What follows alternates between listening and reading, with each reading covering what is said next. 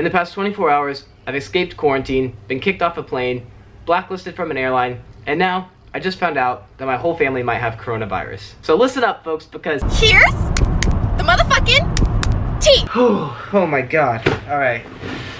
Where do I start? There is so much to say in this story. Alright. So, I'm gonna start about a whole month ago where all this travel stuff started. So if you don't know, I'm an American living in Australia. I've been working for about the past 4 or 5 months, and on February 16th I had my final day and I flew to the Philippines. I met up with my dad there for 10 days. We had a great time. From there we flew to New Zealand. Then from there I flew to Tasmania.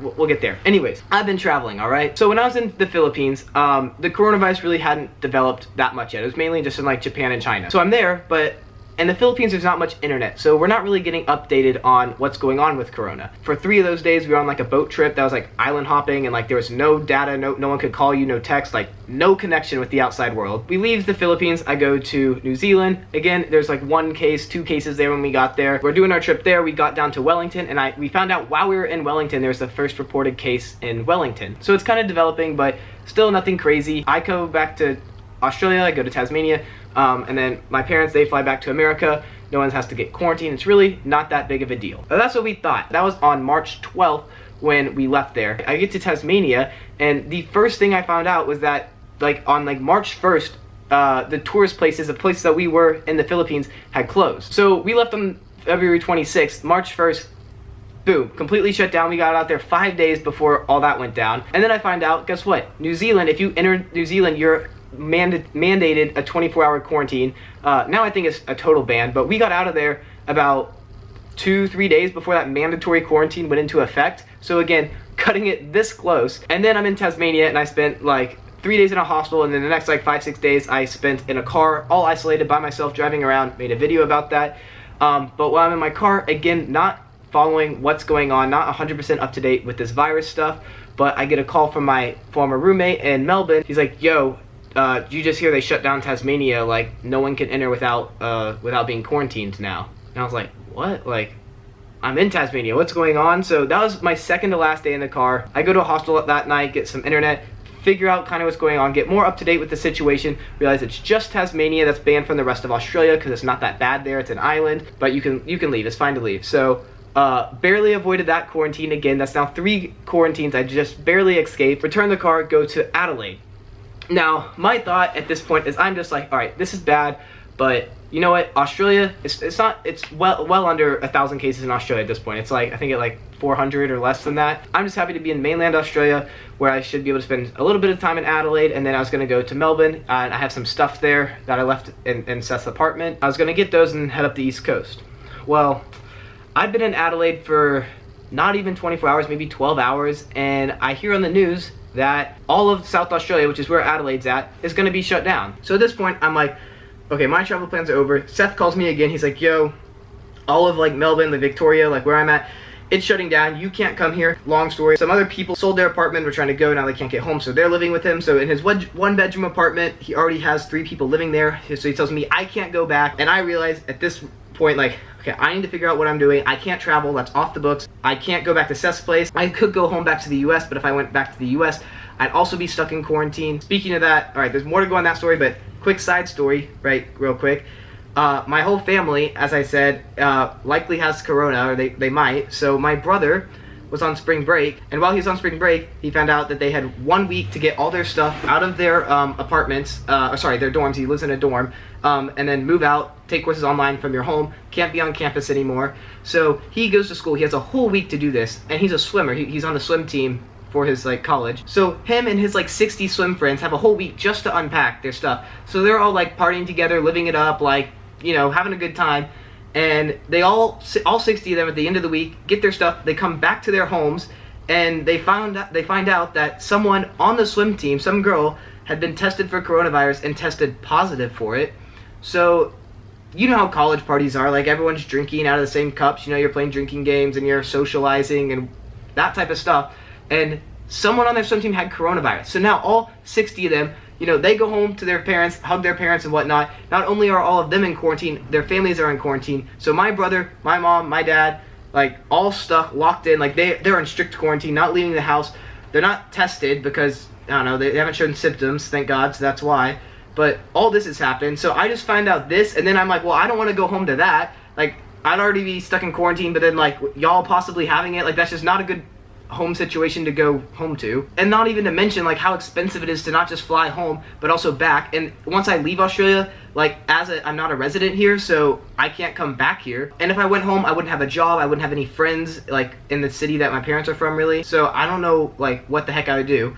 So I make this decision for sure. I'm staying in Australia and I can't stay with Seth, so I go through a couple options and I realized I'm not going back to Victoria. I have friends I could stay with there, but I've already seen that, so I want to go somewhere new. At that point, I said, hey, you know what? The best chance of me finding a job, which I might as well get a job if I'm not going to be traveling, best chance of that is to find a job on a farm. There's a lot of farm jobs in Queensland, so I booked a ticket to go to Cairns. Oh, and I had to book it quick because not only did South Australia shut down, like New South Wales, pretty much there's eight states. By the end of that day, 6 of the 8 states had all announced a travel ban from other states in Australia. So if I didn't want to be stuck in quarantine,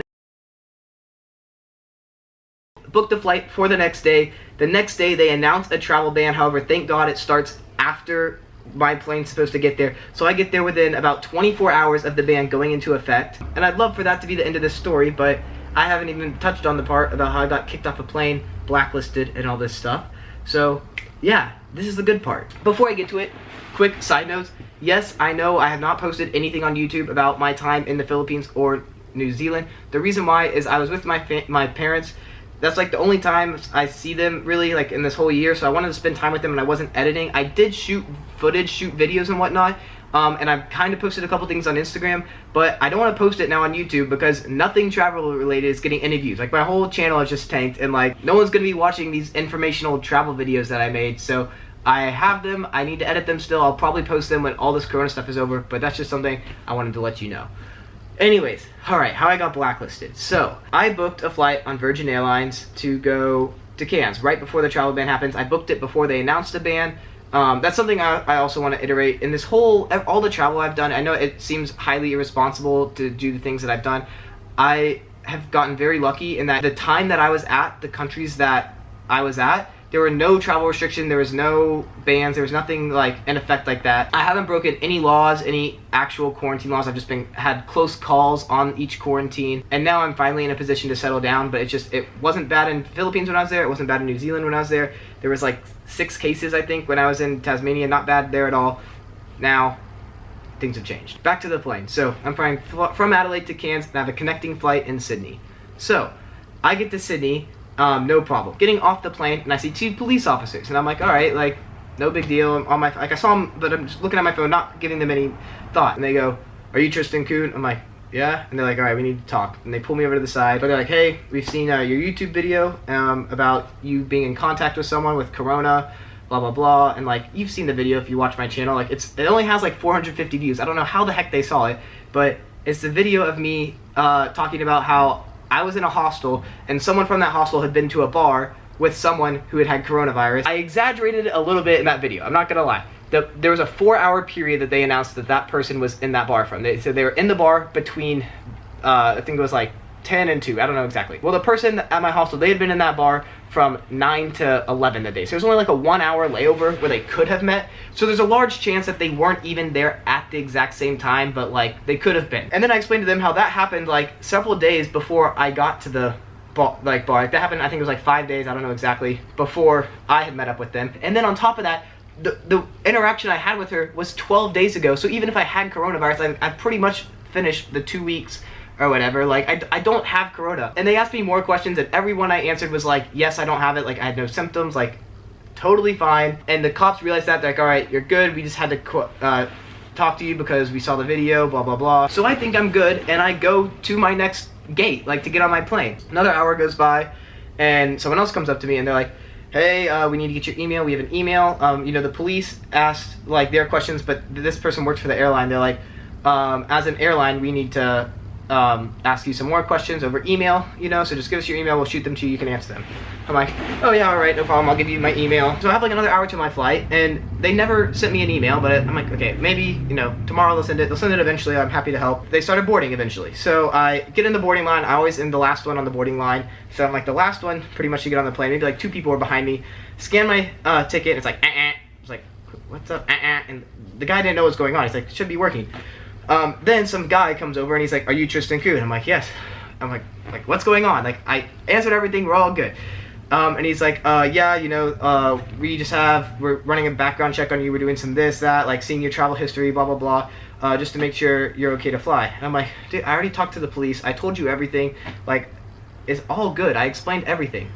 So, everyone's on the plane, they're all waiting for me, my bag's on the plane, and we're just waiting for the head office, he said. This is like the head of Virgin Airlines. He said this is like their corporate office. This is higher than any level of authority inside the airport, he said. And eventually, they call and they're like, yeah, so based upon your YouTube video, like you can't fly. Like I didn't hear the conversation, but that's pretty much what he said. All this whole like stuff about kicking me off the plane was some higher authority that I don't even know who it was exactly. All the people who were telling me I couldn't fly were just like, sorry, we're just the messengers, like we can't do anything. I'm like, well, will you refund me? They're like, no, like you can't get refunded for this.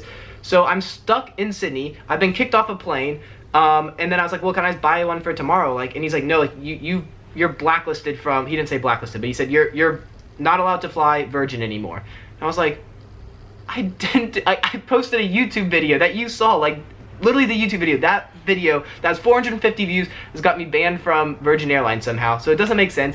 He said that they have my email and they're gonna send me an email. Why? It's now been 24 hours since that incident, still have gotten no email from them. So I had to buy a second plane ticket to go from Sydney to Brisbane, to Cairns, with another airline, so I had to pay more money for that. Finally got it, eventually I got to Cairns. I'm editing the video right now, and I just wanna say, quick side note, how irresponsible is it of this airline to be so confident that I had coronavirus, that they wouldn't fly me, and they'd strand me in a random city, yet also tell me to go fly on another plane, go infect others, we don't care. They just didn't want to have the liability of having me on their airline. Like, to me, like, if they truly cared about coronavirus, if they truly cared about public health and people's safety, what they would have done is they would have put me in quarantine or alerted some officials or have done something like that. But no, that's not what they did. All they did was just say, hey man, sorry, you can't fly, you're kicked off our flight, go infect others without our name on it. And quick side note, I do not have coronavirus. That interaction with that person happened on the 12th of March, and in 4 hours, it'll be March 26th. So assuming I don't break out into symptoms in the next 4 hours,